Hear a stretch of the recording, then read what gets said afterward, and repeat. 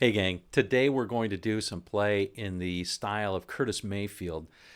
Now, I got a note the other day on one of my videos called Jimi Hendrix / John Mayer style chords, and the person said, hey, those sound a lot like Curtis Mayfield chords. Well, of course they do, because Hendrix got his style at least partially from Curtis Mayfield. Not totally, he made it his own, of course, but Curtis Mayfield really was an amazing player and just beautiful chordal play. This is, of course, styled off of the song People Get Ready by Curtis Mayfield and the Impressions from, I don't know, something like 1962, so a long time ago. Rod Stewart covered it, of course. But anyway, I hope you like these chords. I love this sort of chordal play, and that's what I'm going to show to you today, all right? So if you enjoy this, please give it the thumbs up, and if you haven't yet, please subscribe for a couple of these every single week. We'll see you in just a second. All right, gang. We'll go over this note for note in just a second, but first things first, you can download the tab from the link in the description below. It's going to help you out a lot. The second thing I want to note is that we run through the chords twice, and the chords themselves are basic. The basic block chords would be D to B minor, G to D, okay, F sharp minor, B minor, G, D. Now those are beautiful chords in and of themselves, so if you couldn't be blamed for just playing those chords, it's great. But this Curtis Mayfield style that Hendrix was so impressed by, and it certainly made an impression, pardon the pun on him, and he admitted as much. Uses some nice rhythmic things and some hammer-ons and pull-offs on some triads. And I just want to give you some ideas before we go into the verbatim. We will go through the whole thing exactly, I promise. But here are just some tips when you're coming to that. When you're looking for a particular chord, try thinking of finding that chord on only the 4, 3, and 2 strings. It emphasizes that a lot. So, for example, right here, that's a D, right? 7, 7, 7. Here's another D. 4, 2, 3. I'm playing on the 4, 3, and 2 strings, the D, G, and B strings. And that's 4, 2, 3, right? Here's another one up here. And the reason why I like these, and you can keep going, the reason why I like these is because it helps me understand the layout of the fretboard really easily, and allows that kind of stuff also easily. That kind of stuff. All right, the second thing is we're going to try and put on a number of embellishments. So those embellishments are going to be found primarily in the pentatonic scales that are around those chords. So this song and the chord structure is in either, depending on how you like to look at it, it's either in D major or B minor. So if we play the B minor pentatonic scale / D major pentatonic scale, that would be right up here at the 7th fret, this box position. Everybody's familiar with that, but of course any of them work. This one right here, and all of these work. And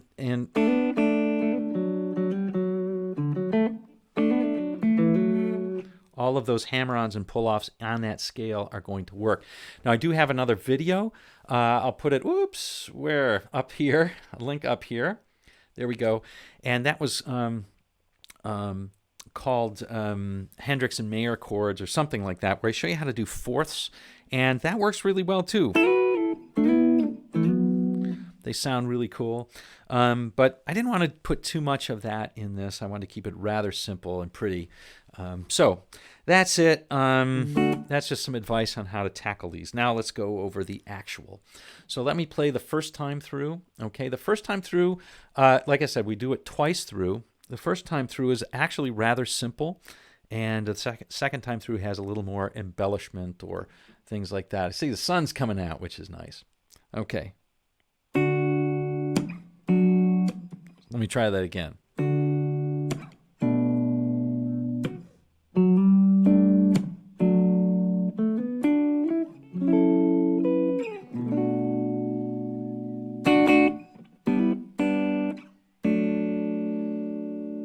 Okay.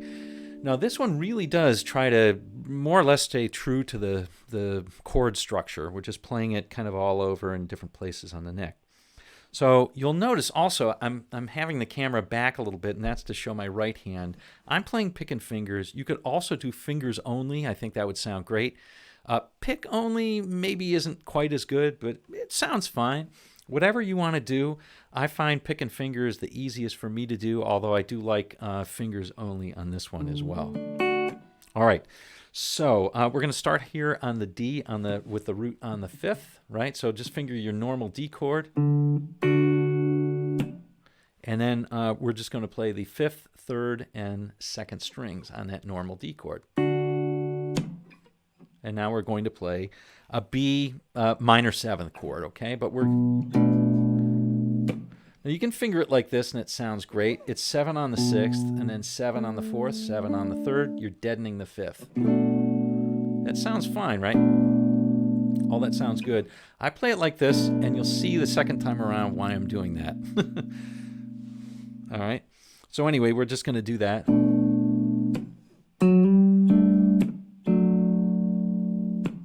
All right, so this one is kind of cool. So here we're playing an inversion of the D chord. We're playing with the F sharp on the bass, and we're playing 9 on the 5th, and then 7 and 7 on the 4th and 3rd, respectively. So, but when we're playing this, what I'm doing is I'm playing the 9th on the 5th and hammering onto the 10th. That gives it that suspended sound, which is, of course, over that G. Beautiful sound, I think. All right, so we're going to hammer on from the 9th to the 10th, then play 7 and 7 on the 4-3, and then 9, 7, 7. All right? Little walk up on the pentatonic scale.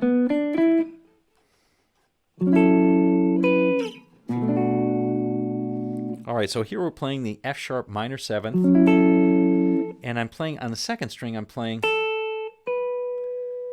just holding down and emphasizing that the 10th on the 2nd string, and then playing the 12th.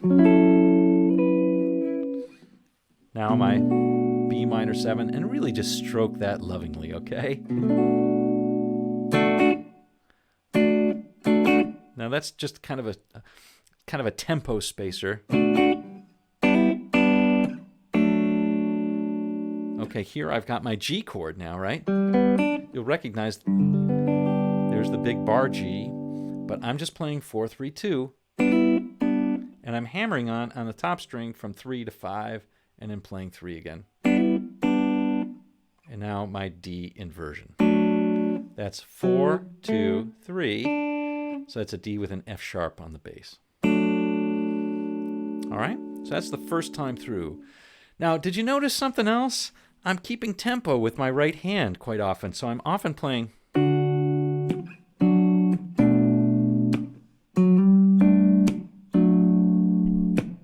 I don't know where I picked that up from. I'm just kind of hitting it so that it makes a slight noise on those pickups. And I don't know where I picked it up from. Certainly John Mayer does that stuff, but I was doing it before John Mayer played it. I know I didn't invent it. There are plenty of people who played it. So, but I don't know where I picked it up. I think it's kind of cool sounding, so I kind of keep it in. All right, that's the first time through. Second time through, we're going to use some more embellishments, so we should look for those. Let me play it slowly. Here we go.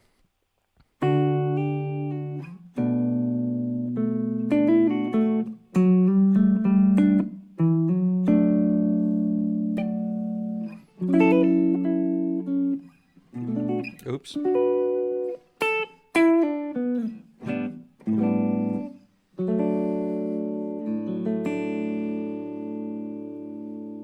Okay, so that's basically it. I messed up a little bit on that, playing a different one. I forgot what I was doing on that B minor 7th, but we'll get it. All right, so we start out, this is very much the same structure. So here we're playing the D major, right? But I'm hammering on the top string, not on the top string, on the 2nd string. I'm hammering on to the 8th and then pulling off to the 7th. Now I'm doing it without picking again. I think that sounds best. So that's a simple embellishment. Now there's my B minor 7th again. And now the mystery of why I fingered it this way is because it allows my finger or my hand free rein to play lots of notes. And that's what I do, my little fill here, which is just on a 4th string 7th, and then 3rd string I'm going to hammer 7, 9, 7, and then play 7 on the 4 again. So it goes like, I don't even have to lift up any of my hand. Okay, going to play the same thing on the next one, but instead of just playing that, I'm playing something a little bit fancier.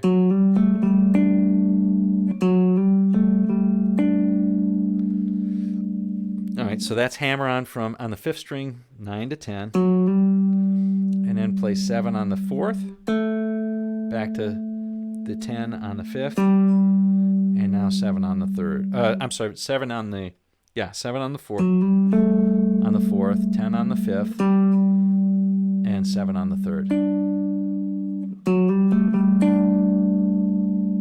Nice suspended sound. All right, and then we'll come back to this. Play full-on Hendrix, right? So here we're playing 7 to 9. We're going to hammer on the 5th, which is that 3rd of the chord. That's that F sharp of the D. And then picking up on the 4/3 strings on the 7th. So that whole thing sounds like this.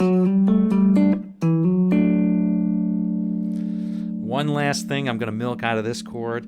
I'm going to play a tap harmonic up here. All right, now tap harmonics.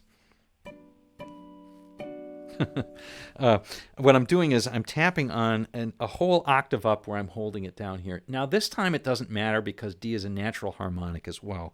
But we're tapping on the 19th fret. We're going to tap the 2nd and 3rd strings.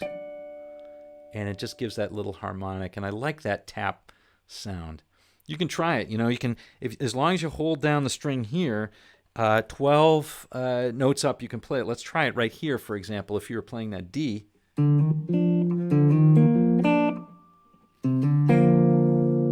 Then you could tap on the 15th and it would sound right. Right? Check that out. It's pretty cool, huh? Anyway, I like that sort of technique. You just go 12 frets up, tap it. It sounds kind of nice. All right, so that's that one. All right, now we're going to play this. That's just our F sharp minor again, and here we're doing a little more fluid hammer on and pull up. So again, we're doing that 10, hammering on to the 12th,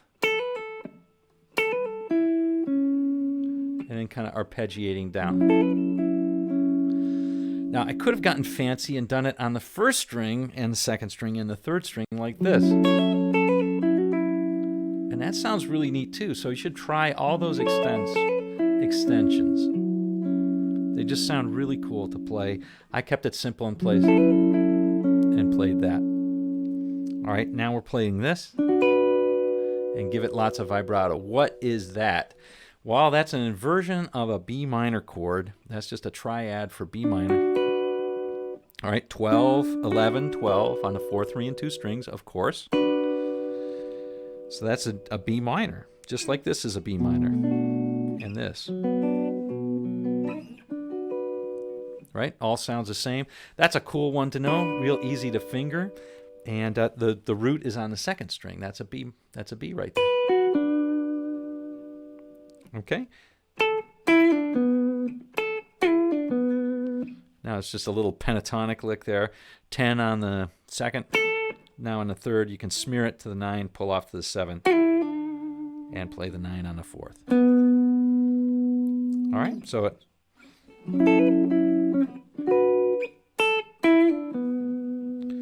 Okay, and then finally.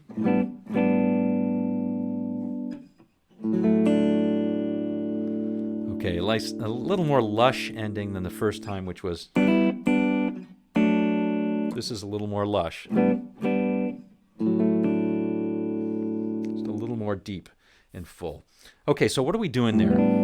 Well, here's one of my all-time favorite chords and one of my all-time favorite fingerings of the chord as well. It's simply a major chord with the bass note moved up to the second instead of the first, so a whole step. All right, so this is a G with an A in the bass. I just love that sound, that suspended sound that's going to resolve. And it's just a beautiful resolution too. Okay, so we're fingering it like this, where I'm playing fifth fret, then on the fifth string it's dead, and then I've got 5, 4, 3 on the 4, 3, 2 strings, just like a G chord, but we're fingering it so we can play the A on the sixth string. And then finally, this is the same inversion that we used the first time around at the end of the verse, but we're playing the open A to make it sound a little more lush, right? Which is also in the D chord. So it's just 5, 4, 3, 2. All right, and I like to pick up on either the first, on the top string that I'm playing, in this case the second string, or on the tops two. Either way. Either way, it just makes it sound a little more clean. All right? And that's it, folks. Well, there you have it, folks. Curtis Mayfield style as exhibited through People Get Ready. All right? People Get Ready style play, chordal play. All right. Hope you enjoyed this one. I know I did. We'll see you on down the road.